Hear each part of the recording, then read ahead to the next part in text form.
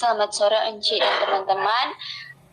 Kami dari kelompok 11 akan mempresentasikan hasil diskusi kami yaitu dengan materi lembaga non-perbankan. Dan sebelum itu, saya sebagai moderator akan memperkenalkan anggota kelompok kami, yaitu yang pertama saya sendiri Ivana Kalangi sebagai moderator, dan yang kedua ada Afif Pangaila, dan ada Vanessa Kapo, dan ada Teresika Simajuntak. Baik, kami akan membahas topik-topik, yaitu yang pertama ada tentang bantuan likuiditas Bank Indonesia, yang kedua ada lembaga pinjaman simpanan, dan yang ketiga ada otoritas jasa keuangan. Dan kita masuk dalam pembahasan yang pertama yang akan disampaikan oleh teman saya Vanessa Kapo. Kita masuk dalam materi BLBI, yaitu bantuan likuiditas Bank Indonesia. BLBI atau Bantuan Likuiditas Bank Indonesia adalah suatu terminolog yang dimaksudkan untuk mengelompokkan seluruh fasilitas bantuan likuiditas dari Bank Indonesia kepada perbankan untuk mengatasi kesulitan likuiditas dalam keadaan darurat sebagaimana yang diatur di dalam pasal 32 ayat 3 Undang-Undang Nomor 13 Tahun 1968 tentang Bank Sentral. Menurut Tiantono et al. Dari Center for Financial Policy Studies tahun 2000, pada garis besarnya BLBI terdiri atas 5 jenis fasilitas, yaitu yang pertama fasilitas dalam rangka mempertahankan kestabilan sistem pembayaran, yang kedua fasilitas dalam rangka operasi pasar terbuka, yang ketiga fasilitas dalam rangka penyihatan bank, yang keempat fasilitas untuk mempertahankan kestabilan sistem perbankan dan sistem pembayaran, yang kelima fasilitas untuk mempertahankan kepercayaan kepada perbankan Indonesia.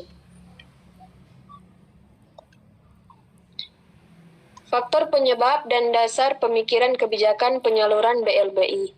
Dalam keadaan perbankan yang mengalami kesulitan likuiditas yang bersifat sistemik tersebut, pemerintah diharapkan pada dua pilihan kebijakan, yaitu yang pertama membiarkan bank-bank dikenakan sanksi stop clearing yang akan berdampak pada ketidakmampuan bank untuk terus survive.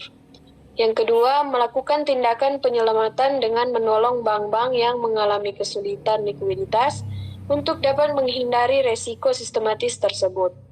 Masalah utama BLBI yaitu Bank Indonesia adalah adanya penyimpanan penyaluran bantuan yang sangat tidak wajar. Upaya penyelesaian masalah BLBI melalui yang pertama aspek keuangan, aspek hukum, aspek politik.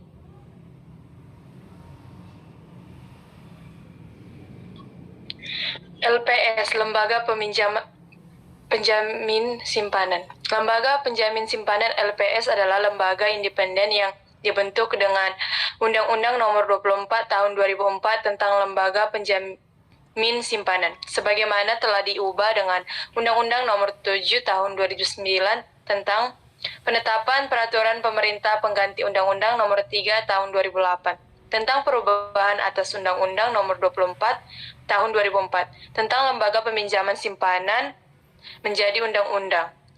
Tujuan dan fungsi pembentukan LPS. Dibentuknya lembaga penjamin simpanan bertujuan untuk menumbuhkan kembali rasa aman masyarakat untuk bertransaksi dengan bank lain hal simpanan, sehingga muncul kembali rasa kepercayaan mereka terhadap bank. Yang kedua, LPS berfungsi menjamin simpanan nasabah bank dan turut aktif dalam menjaga stabilitas sistem perbankan sesuai kewenangannya.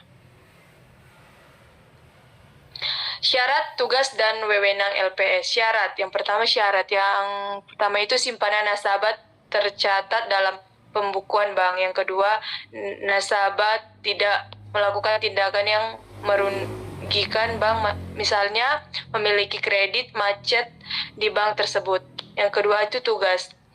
Yang pertama, merumuskan dan menetapkan kebijakan pelaksanaan peminjaman simpanan. Yang kedua, melaksanakan penjaminan simpanan. Yang ketiga, merumuskan dan menetapkan kebijakan dalam rangka turut aktif memelihara stabilitas sistem perbankan. Yang ketiga, wewenang. Yang pertama, menetapkan dan memungut premi penjaminan. Yang kedua, menetapkan dan memungut kontribusi pada saat bank pertama kali menjadi peserta. Yang ketiga, melakukan pengelolaan kekayaan dan kewajiban LPS. OJK atau Otoritas Jasa Keuangan. OJK adalah lembaga independen dan bebas dari campur tangan pihak lain yang mempunyai fungsi, tujuan, dan wewenang pengaturan, pengawasan, pemeriksaan, dan penyidikan sebagaimana dimaksud dalam Undang-Undang Nomor 21 tersebut. Menurut pakar ekonomi, pertama, Menko Agus Martowarjo, pembentukan OJK diperlukan guna mengatasi kompleksitas keuangan global dari ancaman krisis. Kedua, menurut Fuan Rahmani, menyatakan bahwa OJK akan menghilangkan penyalahgunaan kekuasaan yang selama ini cenderung muncul. Ketiga, ada Darmin Nasution. OJK adalah untuk mencari efisiensi di sektor perbankan, pasar modal, dan lembaga keuangan. Berikutnya ada fungsi, tujuan, dan tugas serta wewenang dari OJK. Tujuannya pertama, mengatasi kompleksitas keuangan global dan ancaman krisis. Kedua, menciptakan satu otoritas yang lebih kuat dengan memiliki sumber daya manusia dan ahli yang mencukupi. Ada fungsi, yaitu pertama, mengawasi aturan main yang sudah dijalankan dari Forum Stabilitas Keuangan. Kedua, menjaga stabilitas sistem keuangan. Ketiga, melakukan pengawasan non-bank dalam struktur yang sama seperti sekarang. Kita masuk pada tugas. Yang pertama ada kegiatan jasa keuangan di sektor perbankan. Kedua, kegiatan jasa keuangan di sektor pasar modal. Dan kegiatan jasa keuangan di sektor pasar asuransi, dana, pensiun, lembaga pembiayaan, dan lembaga jasa keuangan lainnya. Wewenang.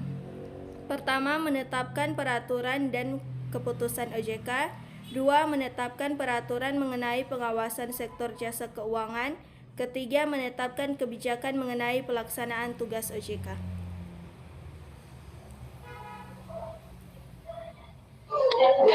Visi dan misi OJK. Visi OJK adalah menjadi lembaga pengawas industri jasa keuangan yang terpercaya, melindungi kepentingan konsumen dan masyarakat, dan mampu mewujudkan industri jasa keuangan menjadi pilar perekonomian nasional yang berdaya saing global serta dapat menunjukkan kesejahteraan umum. Misi dari OJK adalah mewujudkan terselenggaranya seluruh kegiatan di dalam sektor jasa keuangan secara teratur, adil, transparan, dan akuntabel. Dan yang kedua, mewujudkan sistem keuangan yang tumbuh secara berkelanjutan dan stabil serta melindungi kepentingan konsumen dan masyarakat.